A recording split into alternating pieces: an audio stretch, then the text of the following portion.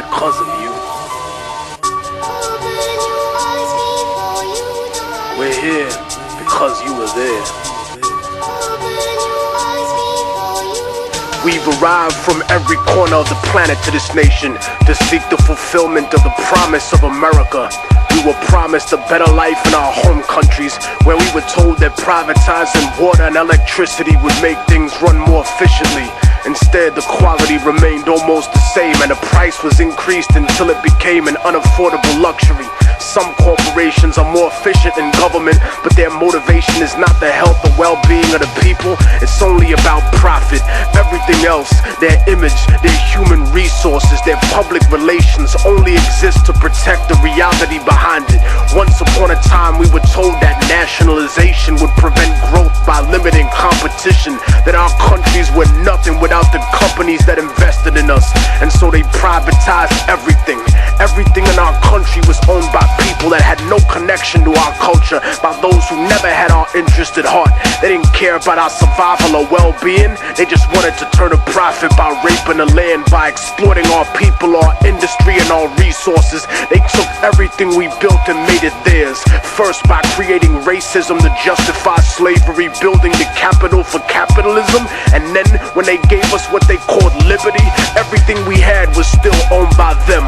Our governments told us that socialism was the real enemy and that we would have freedom, but the foreign powers and corporations were the ones with the real freedom. The freedom to take all the wealth generated by our work and our land and give us only a small percentage of the scraps from the table. Their lust for power and their greed drove them to betray not only us, but themselves and the word of their own God.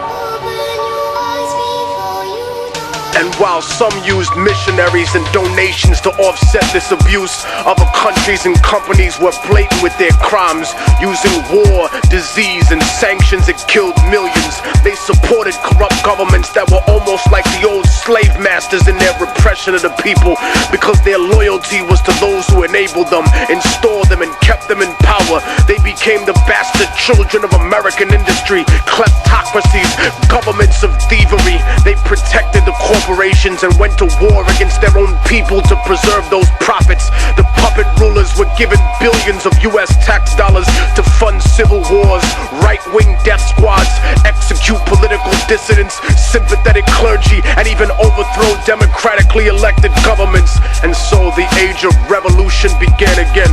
They painted it as godless terrorists versus the free world and the free market.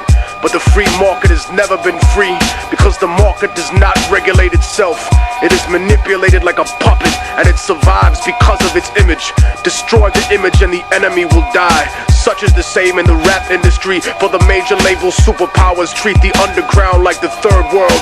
When they need new assets, new artists to prostitute or sign and put on the shelf to use their songs, when they needed new concepts, music, and publishing to steal from producers, they came to the underground, to the third world. They took our culture, our property, and our industry, and our resources, even using our own people to help them exploit us. But behind the mask of efficiency they claim that we need to succeed, they're no better than us.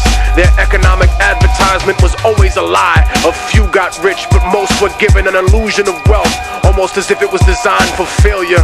Opportunity comes at the price of the soul in the music.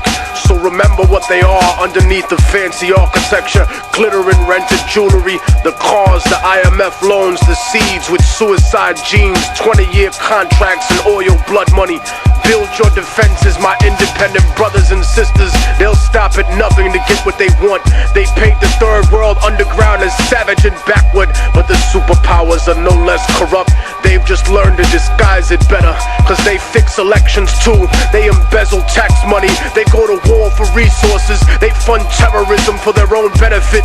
And when there's enough at stake, history's taught us that they'll even assassinate their own presidents.